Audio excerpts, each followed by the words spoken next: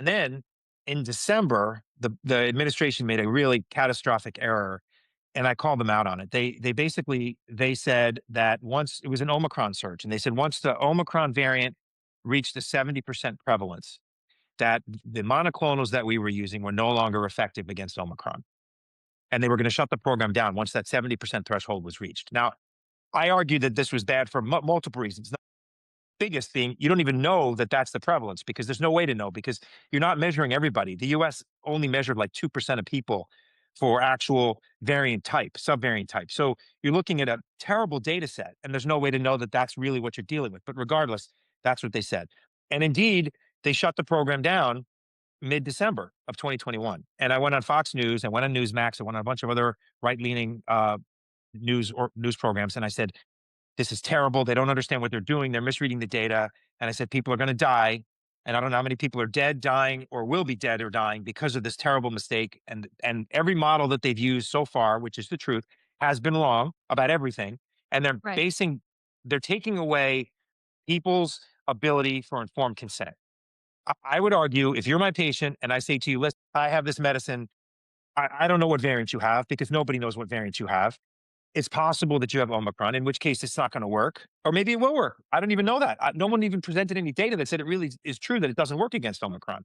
But even if it does or it doesn't, I'm going to give you the option, the patient, to take this medicine or not. And that's called informed consent, letting the patient decide. And if you say no, that's totally fine. If you say yes, good, let's give it to you and maybe you'll get better, maybe you won't, but it's your choice. They took that away from Right. everybody. And we had to cancel, I think, 500 or 600 people. I can't remember who we had Oh scheduled my over the next two gosh. weeks. Yeah, it was terrible. Turns out I was Well, right. Oh, go ahead. I'm sorry. You have a question? I was just saying, instead of listening to an actual doctor who's in the field dealing with this every day, someone in the government decides based on what? That it's not gonna work. Like, it's so frustrating.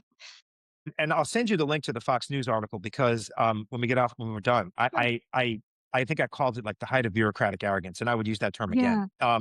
And Totally. I was Great very great way to angry, put it. right? Yeah. Yeah, because that's what this is.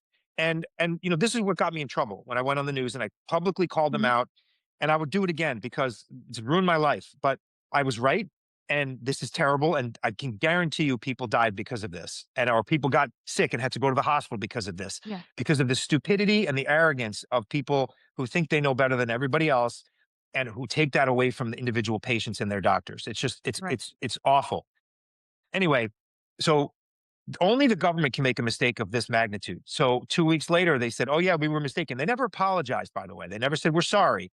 They said we misread the data and we were off by a factor of 50%. The prevalence of Omicron was 20%, not 70%. Now, again, only the government can make Yeah. like a And claim and like that, and such a and not huge face the mistake, consequences of and it not either. face any And never no consequences. consequences, never. Go Right? ahead, sorry. No, no, no. Please, It's don't infuriating. apologize. Yeah, it's So just I go ugh. on the news. I call them out. I'm very angry.